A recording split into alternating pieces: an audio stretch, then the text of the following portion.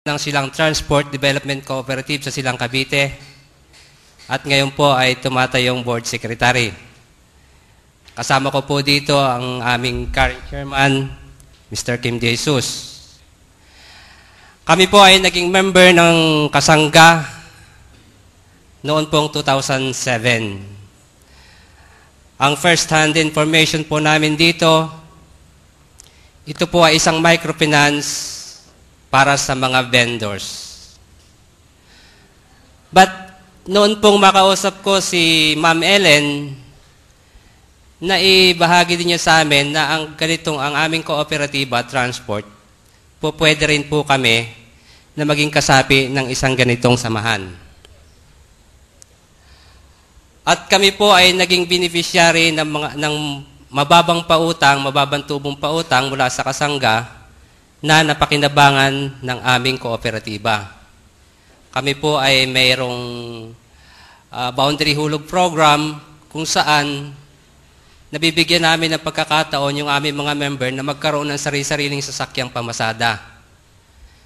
Meron din po kaming lending program sa mababang patubo din po na na-avail ng aming mga members. At ang aming pong halaga na ipagkaloob ng Kasangga ay napakalaking katulungan sa aming pamumuhunan na hanggang sa kasalukuyan, ito po ay nananatili pa doon at pinapakinabangan ng aming mga kasapi. Sa pagkakaalam po namin na nagkaroon na nga ng upuan ang ating Kasangga sa ating Kongreso, napakalaki pong katuwaan ito sa amin. At sana po ang aming dalangin, magkaroon pa ng madaming programa ang Kasangga na tutulong sa katulad natin na nagsasama-sama upang magtagumpay, upang umasenso. Sinabi nga po kanina ng isang speaker natin na ang ating hanay, ang micro-entrepreneurship, ay napakalaking, parang siya na ang backbone ng ating economy. Ang ating contribution sa ating economy ay napakalaki na. At ang ating gobyerno po ngayon, naalalaman natin na panay na rin, madami na rin silang iniisip na mga programa sa entrepreneurship para sa mga nag-i-entrepreneur. Katunayan po nito, may isang programa kami sa Cavite, yung Cavite Co-Preneurs Surety Fund. Ganito rin pong programa ito, mga mababang patubong pautang. So, kami po sa Silang Transport ay umaasa na sa pag-upo ng ating party list representative sa Kongreso, magkakaroon po tayo ng madaming programa para sa ating hanay. At sila po ang ating titingnan, sila po ang ating susubaybayan na magdadala sa atin at mag-iisip ng programa para sa atin para tayo umasenso. Sa atin pong lahat, magandang umaga po at mabuhay ang Kasangga. Maraming salamat po, Mr. Arellano. Ngayon naman, ang tatawagin natin ay yung Reyna ng Palengke. Siya ang presidente ng Marpi Public Market, Vendors and Retailers Association, walang iba kundi si Miss Liwayway Forte. Magandang umaga po sa inyong lahat, lalo tigit kay Congresswoman Marilu Arroyo, sa ating presidente ng Kasangga, si Attorney Jose Tumbocon, sa birthday celebrant, Ma'am Sally, sa director po ng park natin, si Director Carlos Pajardo, at higit po sa lahat, hindi ko pwedeng kalimutan si Mr. Chodorico Haresco. Siya po ang naging daan kung ba't ako ay nakasama sa Kasangga. Gayon din po kay Undersecretary Marita Capadocia. At sa kay Elmer po, hindi kita pwedeng malimutan, Elmer. Dahil sa iyo, maraming programa ang Kasangga na napakinabangan ng aming mga tauhan. Ako po ay presidente ng Federation of Quezon City Public Markets Vendors Association. It is composed of 8 public markets in Quezon City. We have almost 3,000 vendors. Ngayon po, ito pong Kasangga, Hindi pa po ito party list, ay natutag na po ito sa pamamagitan ni Mr. Haresco. Sila po ang nag-organize una nito at nang ito po ay nakita nilang maganda ang nilalayon, ito po ay ginawa nating pinag-isipan kung paano pa makakatulong sa ating mga maliliit na manininda. At sa pinagpatuloy po ni Attorney Tumbocon, isa po ang MARPI Public Market Retailers Association sa naging beneficiary ng kasangga. Nang kami po ay bigyan nila ng panimulang puhunan, ito po inorient ko ang aming mga members. Ito'y hindi bigay sa atin. Ito'y ating babayaran sa maliit na tubo.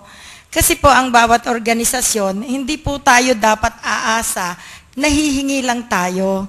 Sapat lang tayo'y binigyan ng maliit na kapital at ito'y ating palaguin.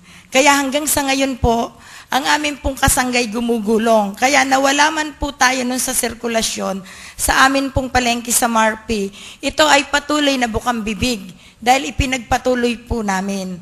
Ginawan po ng pamunuan ng asosasyon na kahit kami nakabayad na, ang lahat ng kinita nito ay amin pong itinutuloy. At sana po ito'y gawin din ng bawat organisasyon na sumasama sa ganitong mga pamunuan.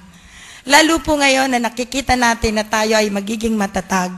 Dahil nandyan na po ang ating kasangga sa Kongreso na si Congresswoman Marilu Arroyo. Ito po isang malaking pasasalamat natin dahil nagkaroon tayo ng boses sa Kongreso. Sana po ang lahat ng inumpisahan mula sa kay Mr. Haresco, kay Attorney Tumbocon, hanggang sa ngayon, higit na may kasangga tayo sa Kongreso, ipagpatuloy at maging tayo'y bukas lahat sa pakikinig at sa lahat ng proyekto ng kasangga. Buong puso nating ibigay ang ating pagsuporta. Kasi kahit nila tayo tulungan, kung sa atin hindi magmumula ang 100% support, wala din pong mangyayari sa kanila. Kailangan po'y magtulungan tayo. At muli po, sana po, Ma'am Marilu, hindi po sana ninyo biguin ang umaasa sa inyong maliliit na mga manininda ng Metro Manila. Hindi lang po kami, Metro Manila na po. Maraming salamat po. Ang galing ni Tita Liway, napalago nila ang kanilang puhunan at hanggang ngayon umaandar pa. Pero sad to say, ma'am, sa amin dito, pag binaha kami't binagyo, nagigiba ang stall namin, yung pera naming nakatago, pinagpapagawa uli namin ng stall. Mabuti na lang yung bagyong nakaraan, nagamit namin ang mga kahoy, pero hindi naman po tatayo ang kahoy kung wala kaming pambabayad sa mga yon. At yun po ang naging papel sa amin. At sana po, ma'am, matulungan nyo ang aming mga vendors dito. Tingin-tingin lang po ng konti. Kahit konting pagtingin. Okay. Ngayon naman, ang magsasalita sa atin, dahil napapansin ko, gutom na kayo. Yung taong sasagip sa atin sa kahirapan, yung bibigyan tayo ng pag-asang umasenso, kahit tayo vendor, sabi ko nga sa inyo, tayo ay mataas na uri ng vendor dito sa Luneta. Bakit? Hindi tayo hinuhuli ng pulis. Di ba? Yung mga paligid natin hinuhuli. Tayo, ilang beses nang pinuntahan tayo, nakikiusap tayo, go pa rin tayo. So, iba ang level natin. Di ba? Kaya patataasin lalo natin ang level natin yan pag tayo'y nakahingi ng malaking tulong sa ating Congresswoman. Ang susunod natin magsasalita ay walang iba, kundi si Congresswoman Arroyo. Ma'am? Good morning sa lahat sa inyo. Please sit down. Please, pakiupo lang. Alam ko, gutom na lahat tayo, kaya iiklian ko itong pagsasalita ko. Gusto kong magpasalamat unang-una kay Mr. Ted Haresco, ang ating founder at tatay ng kasangga. Maraming salamat, Ted, sa lahat ng tulong at sa vision mo na lahat ang Pilipino kung pwede maging self-reliant ay napaka-importante dahil ayan po ang diwa ng kasangga. Trabaho, hindi gulo. Yan ang gusto ng kasangga.